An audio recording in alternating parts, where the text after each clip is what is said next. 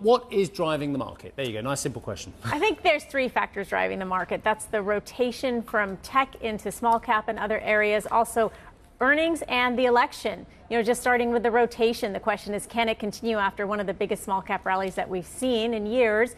Earnings stronger in the U.S., fairly strong in the UK, and a little bit weaker in the EU. And then the election, creating more volatility around the world, including now moving to the US, where I think there's going to be more volatility in the market. If we look back at the market performance under politicians of various stripes over the last 25 years or 24 years of this century so far, if you take out things like the GFC or the dot-com bubble bursting or the COVID downtick and then rally thereafter as well, actually the market tends to go up regardless of whether we've got a Republican or a Democrat in the White House as well.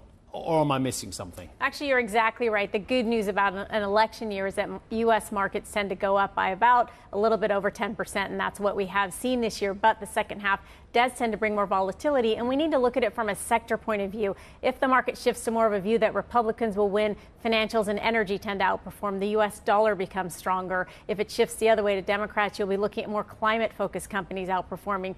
One sector that tends to lose in an election year is healthcare, but we think that's an area that eventually, as the election passes, you can look for value there. So many questions we could ask you.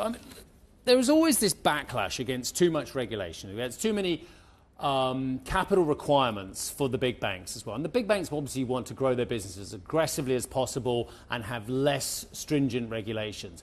My only problem when I hear the top Wall Street brass going on about it is then we go back to the point you raised about their earnings, and they can make vast amount of money with the current regulations. Why do they need more deregulation, which potentially could add to the risks that we saw from the last set of deregulation? Well, I think the good news is that the big banks are in good shape in terms of their reserves and what's in place there. I think the offset for big banks has been worries around their capitals markets business, which has been much more cyclical. How can they generate net interest income? Regulations, I think, it's a balance with the banks, making sure that they're given enough so that they can grow, but also making sure that they're doing it in a risk-managed way. But they're doing all right. Again, I know they clamour for less stringent capital rules, and tying up more capital is a nightmare to the Jamie Dimons, the Mr. Solomons of this world. But when I look at their net interest income, I look at their international banking, the IB business, the investment banking business, and that's what's got them out of jail under current levels. They don't need a change to the capital requirements there today. And I look at their price to book compared to the European banks as well.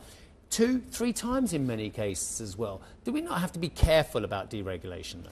I think it's definitely a factor that we need to continue to look at, because we did see what happened during the global financial crisis, and making sure that these banks are regulated properly, but also that they have the power to continue to grow and meet their clients' needs around the world. I think that's the balance that the world needs to consider, and then also looking at some of the factors that are driving these big banks, including flows from smaller banks to bigger banks that we saw last year during that mini financial crisis. But as we did see last year, that crisis was fairly contained, and people were worried, will that spread to the bigger banks? But because of the strength of these banks and their reserves and their balance sheets at this point, it did not spread to a bigger problem like it did over a decade ago. Sarah, thank you.